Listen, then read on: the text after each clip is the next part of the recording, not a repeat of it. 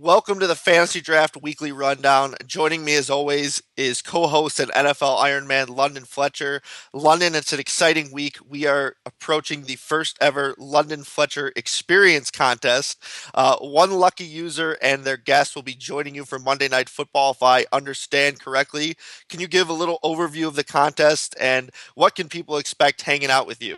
Yes, when I hear the London Fletcher experience, I get kind of excited. Like, man, that's a pretty big deal. So, we're going to run a contest this weekend, October 18th, with the slate of games for Sunday, Monday, for an opportunity to win the chance to come to Monday Night Football with me in DC.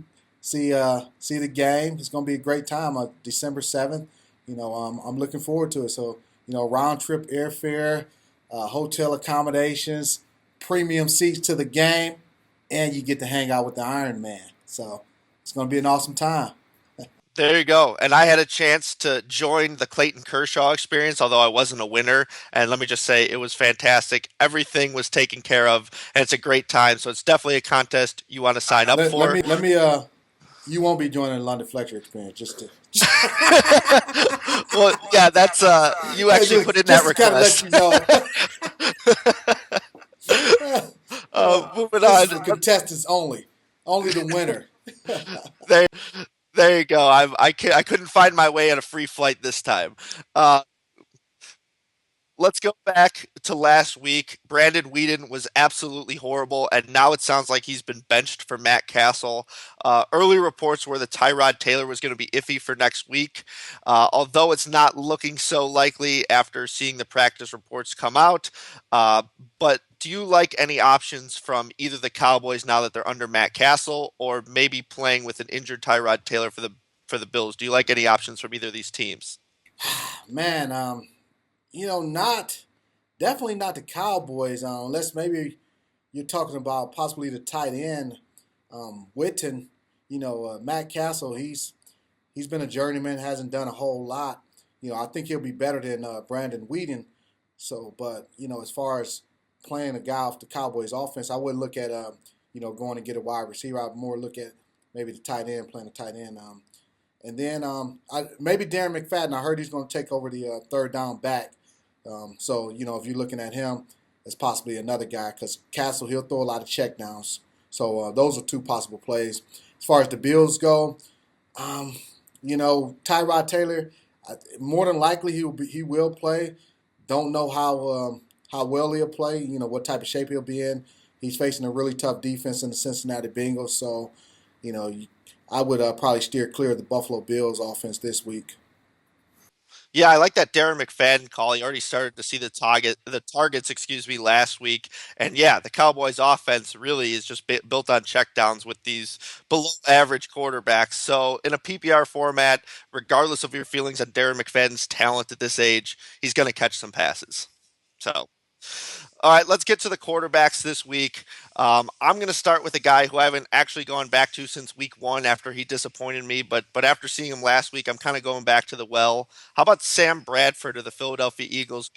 We thought we're going to be a fast-paced offense, and they've kind of struggled. But last week again, Sam Bradford made it over the 300-yard mark. He looked better to me, and now they're facing a Giants team that are allowing 304.2 yards, the most of any team in the passing game. So definitely a matchup you want to exploit. And Sam Bradford last week, not only did he throw for a lot of yards, but he completed 71.2% of his passes, or excuse me, 71.1, whatever it is. He completed his highest percentage of the season. So again, it wasn't just the eye test. The stats show that he played better last week. Colin Kaepernick had been struggling. He got the Giants defense and he kind of took advantage. So I think Bradford has an opportunity to do the same. Who do you like at the quarterback? I like the red rifle, Andy Dalton.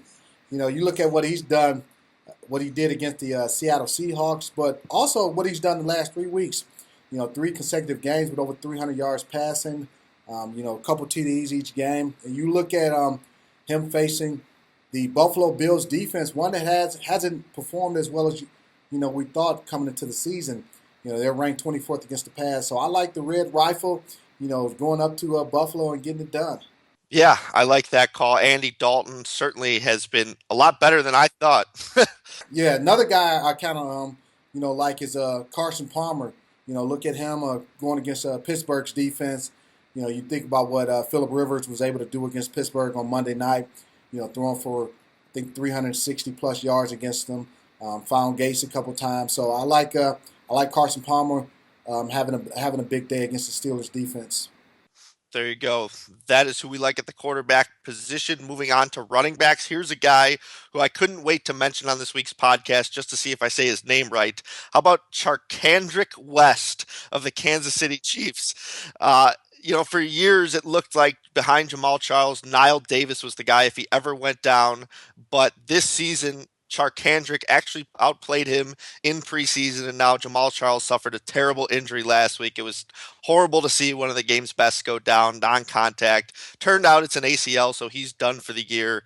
So I actually think for those of you who are bold, you have an advantage this week to get ahead of the pack and make a claim on Charkandrick West when everyone wants to see, how the Chiefs are going to use their backs. I mean, when Charles went down, West saw 7 carries to Nile Davis's 2.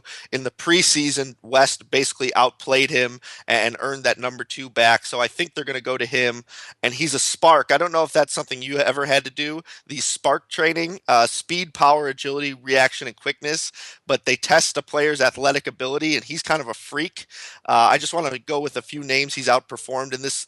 Doug Martin, Adrian Peterson, Matt Forte, and even Jamal Charles. His number ranked higher than. So West is an athletic guy, and I think he's going to see a majority of the carries. And we know the Chiefs know how to use their back, so I like him. Moving on, I like Matt Forte of the Chicago Bears. I'm going back to the Bears offense, mostly because this Lions team is an absolute mess. We've kind of mentioned it every week, but last week was just the epitome of how terrible they've become. They turned the ball over 6 times. They allowed 3 Arizona backs to have monster games. I mean, Chris Johnson, Andre Ellington took one to the house on a long carry, and even David Johnson was the goal line back. Well, guess what? Matt Forte is really all the Bears have. So he might be all 3 of them in one. I mean, he's seen 72.7% of the team's red zone carries, which ranks only behind, 5 or 6 people. And I think he's going to get their chances this week. We saw David Johnson convert last week. I just think with the catches, he leads the league in rushing, and the fact that this defense is in shambles, he's a no-brainer. Who do you like at the running back? I like Adrian Peterson coming off a bye week going against the Kansas City Chiefs. You look at Peterson, going to without the bye week, he was leading the National Football League in yards rushing. You look at him. I like Peterson just going out and getting it done against the Kansas City Chiefs. I think another guy I like is Deion Lewis. A guy who I will have to admit I didn't expect much from him this season. But he's week in and week out, he's continued to produce. And you look at the receptions. You mentioned PPR. As far as that goes in our league, at the running back position, he averages over 5 catches per game, and the last 2 he's had 8 receptions per game. So he's definitely a guy that as you look at the running back position, then he'll also get some carries in the run game. The Colts defense is not great. We got New England coming into town. They definitely remember everything that happened with the deflate gate, and so they'll be looking to run up the score. And I'm sure Deion Lewis will play a big part. The Chiefs line, I'm sorry, the Colts linebackers aren't great in pass coverage, so I expect Deion Lewis to have a big game. So those are the 2 running backs that I like. Yeah, if you believe in narratives and revenge games, this certainly is it for the Patriots offense, and Vegas believes it. They're the highest total of the week. All right, that's all for us on this one. Until next time, I'm Ricky Sanders with London Fletcher, and we are out.